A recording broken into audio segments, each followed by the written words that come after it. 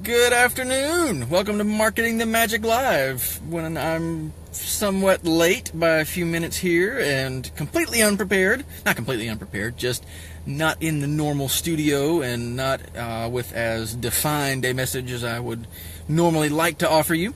But as I've mentioned in the last couple of episodes, June is going to be, it always is, my absolute craziest month. I've got about 30 hours of work to do today. So, as I mentioned a couple of weeks ago and last week, I had hoped to have a course on funnels, not a course, an episode on marketing and sales funnels to present to you today.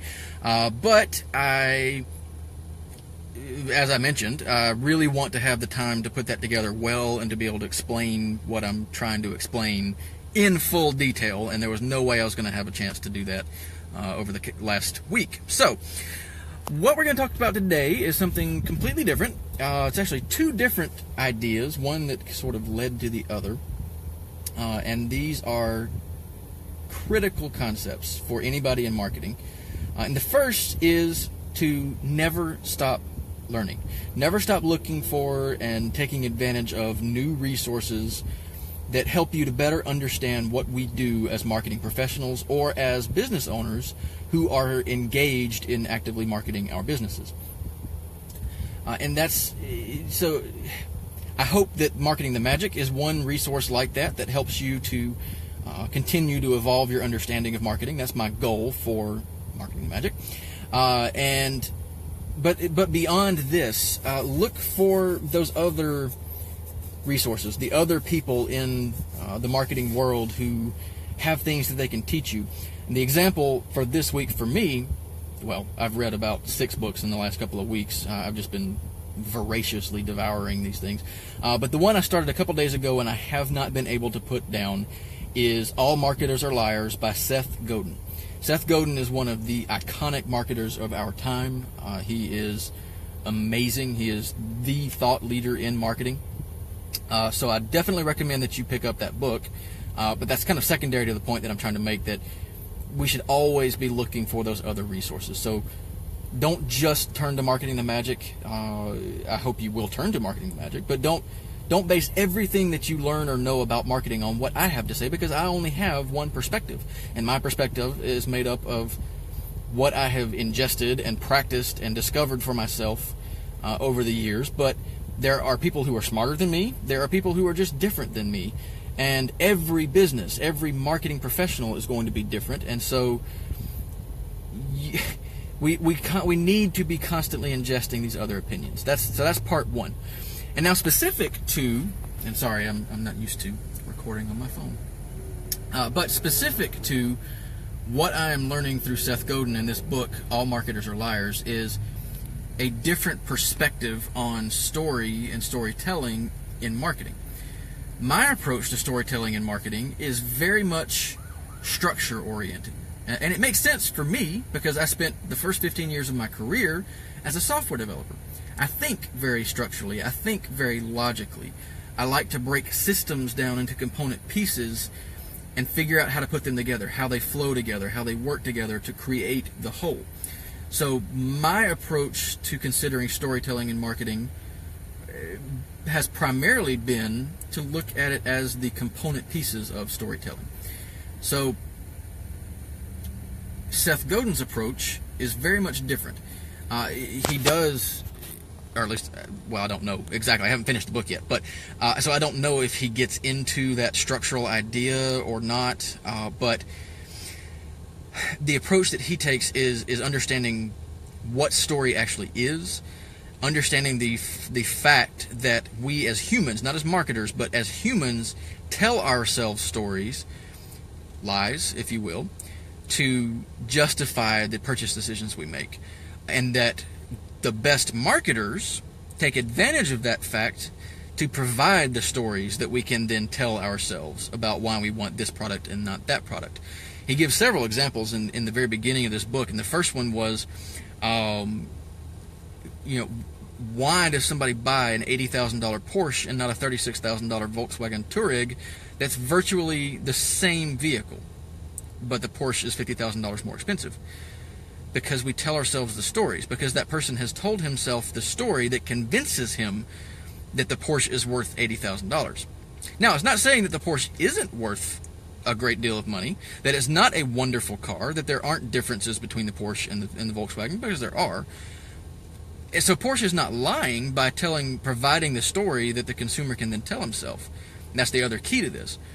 But it's this whole idea that I'm now exploring of looking at the elemental story, what story actually is, what story actually means, why it's so effective in marketing, not just breaking it into component pieces that help us to understand the whole and to understand very complex campaigns and marketing strategies.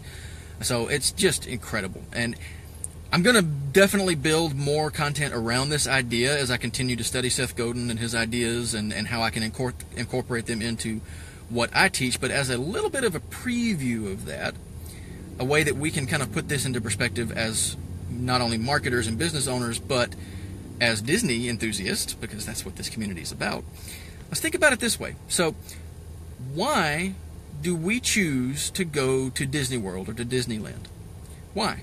And for most of us, I think we could probably say, why do we choose to go to Disney World or Disneyland again and again and again and spend far more money than we should or than we have to, when we could probably go to the county fair and get the same physical experience on the attractions and go to local restaurants or restaurants in other cities and get the same experience with the food? So what is it that drives us to continue going to Disney? Well, it has to do with story. And with Disney, what's so wonderful is that, for us to study anyway, it is a multi-layered story. So for most of us, our experience with Disney started with the Disney movies. And we fell so in love with the Disney movies because Disney is a master storyteller in that medium. But then what happens is they built the parks, and so they begin their marketing. So they begin convincing people that now they can go experience those stories. They don't advertise that they have all these great attractions and all these great restaurants. They sell it as, you can come experience the story. You can come live that story with your family. You can experience those movies that you've already fallen in love with these amazing attractions, each attraction of which tells its own story. As my wife said, even the sidewalks tell stories at Disney, and it's absolutely the truth. But then what happens, once Disney has gotten their marketing to us and they convince us to come, we go, and because we've told ourselves the story that this experience is going to be so much better, it is so much better. Now, it only is so much better. We can only convince ourselves that it's better because Disney offers a fantastic experience. So I'm not leaving that out of the equation. But it's because we convince ourselves of how much more valuable that experience was, and then go convince our friends and our families that that experience was so valuable that they have to go to Disney World. That's how this comes together. Disney is the master at doing that, at selling story in that way, at creating stories that we fall in love with, and then convincing us that the rest of the experiences they offer only increase the value of those stories. Fascinating stuff. I'm truly enjoying this book by Seth Godin. It's, again, All Marketers Are Liars. Go pick it up. I don't have a link for you because I'm sitting outside of Burger King because I have about 5 minutes before I have to get back to the rest of my list for today. But in any case, I don't even know how long we've been going. If you're going to be watching this after the fact because nobody's watching it right now. But in any case, I hope it's been a fun episode for you. We will be back to normal episodes. We'll be diving into inbound marketing and all kinds of things starting the first week of July. But for the next couple of weeks, it's probably going to be more that's kind of similar to what I'm doing here. Just quick chats, quick topics that aren't really contiguous or sometimes even well thought out. We'll see. I'll do my very best. But I am human, and it is going to be a crazy month. So in any case, guys, go out, have a great week. Make some marketing magic, and I'll see you real soon. Thanks for watching.